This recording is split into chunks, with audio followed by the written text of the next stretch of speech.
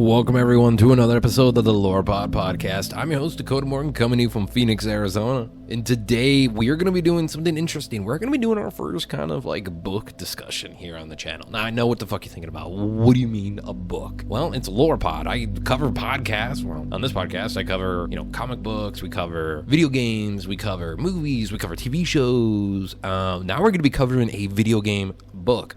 See, got you there. This video game book is called Halo Rubicon Protocol in canon book, because all the books seem to be in canon, as far as I know. Yeah, as far as I remember, they're still all in canon. I recently was listened to the audiobook version of this, and also I gotta look it up here. Your host writes down shit all the fucking time, but then I don't.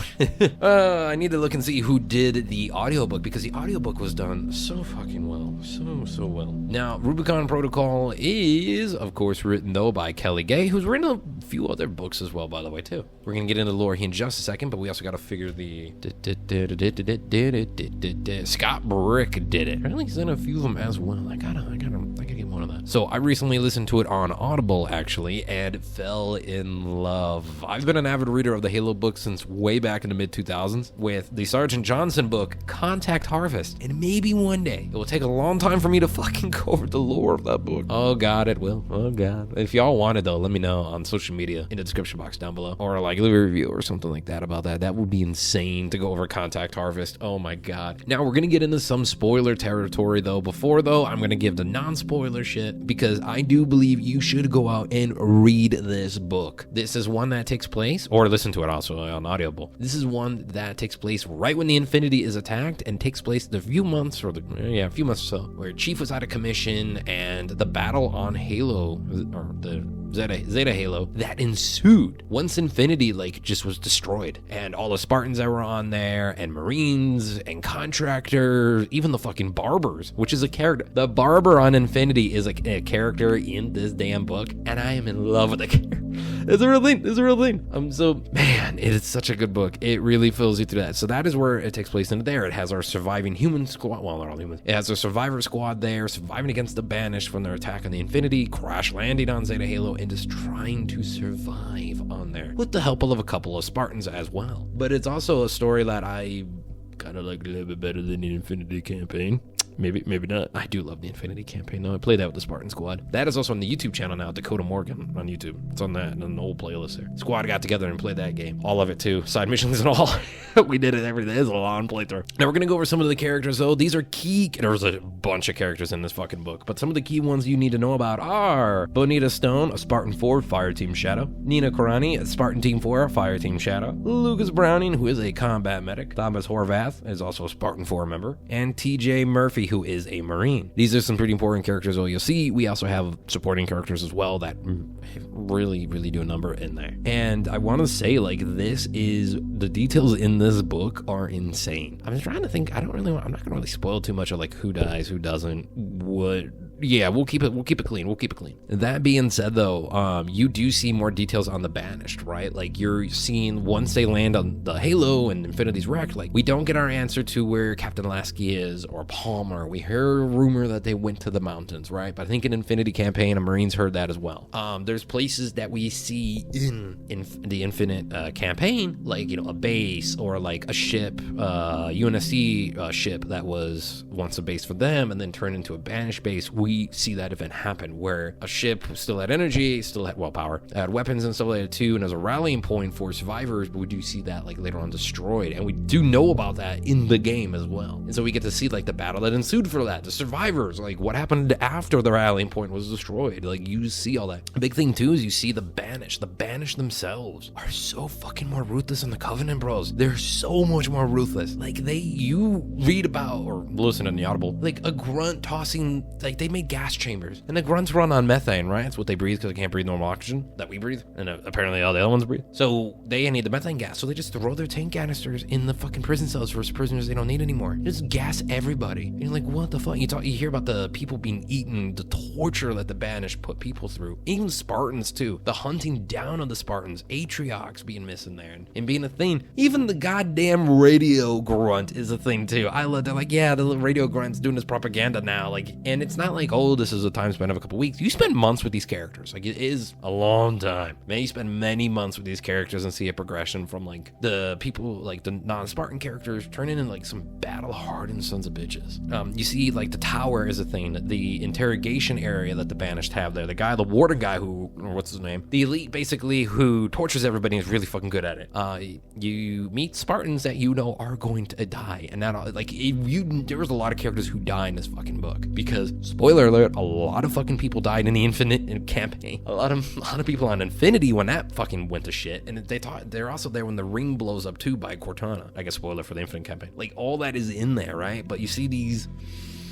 It sucked because you were like, oh, I know that name. How do I know that name somehow? And you're like, oh, because I cried at a fucking death scene as Chief found the dead body of the Spartan. Like, you're like, ugh, that's why. Yeah. So you see a lot of that. You see the areas that you know that, oh, there's battle thing happening here. You're like, oh, I fought there, or this thing happened here. And it ends with even, you know, I guess spoiler, this isn't really a spoiler, but yes, the new villains do tie in from Infinite is all I'll say from that one. They do tie in very heavily to this. And what they do to like just normal people is insane. Especially one, like one of our characters may or may not become a POW. And what the fuck is that like in the Banished? It's hell.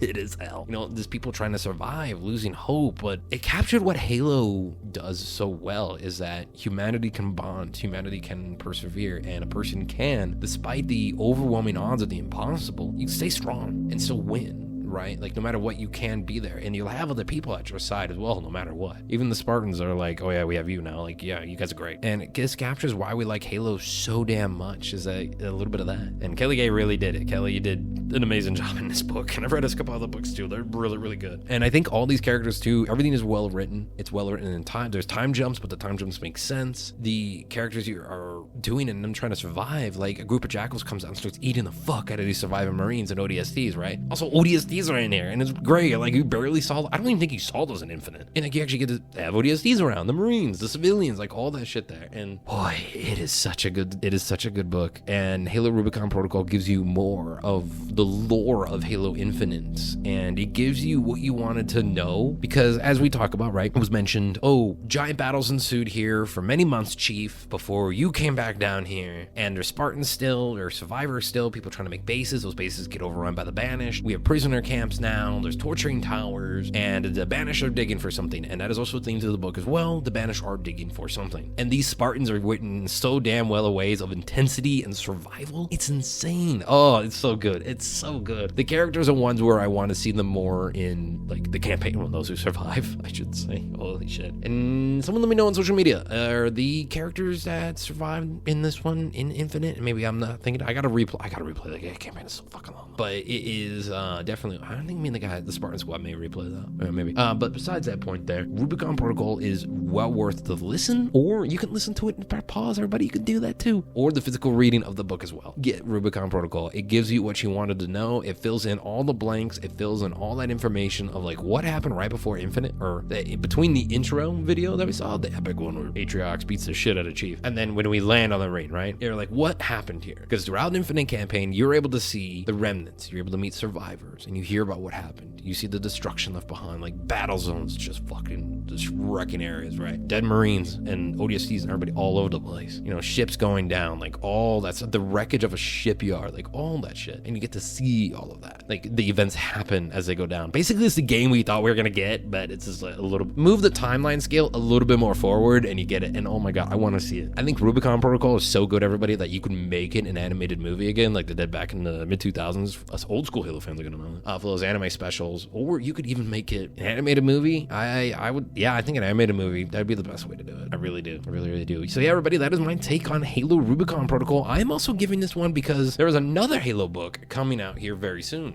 Because actually, another novel by Kelly Gay is coming out, is Halo The Edge of Dawn. It is releasing on December 16th. As I was recording, it is the 25th. So on December 16th, 2025. And it is going to be the first official sequel to Halo Infinite. So we have with this one here in Rubicon Protocol's the intro and kind of a prequel, and then next one is a direct sequel to it, and I will 100% be listening / or reading it, whatever I can get my hands on first. We'll be doing that, and we will definitely be covering Halo Edge of Dawn, the novel, here on the podcast. So make sure you subscribe, because that's going to be the end of my talk here for Rubicon Protocol. Diving in there, I wanted to highlight it and make an episode dedicated to it here because it's so fucking good. Oh, it's so good. Oh, I'm gonna geek out. Oh, makes me want to play Infinite all over again. And so everybody, if you enjoyed the episode, again, be sure to subscribe to catch my future Halo talks, because Halo is a thing I will cover here on the Lore Pod podcast, because it's lore I enjoy a lot, as well as other lore from movies, TV shows, books, and comics and such. And my social media, my Twitch, CoderX97, X, and Instagram are in the description box down below. Stay tuned for new episodes every Tuesday here, everybody. Reviews and much more as well. And of course, as always, everyone, stay creative.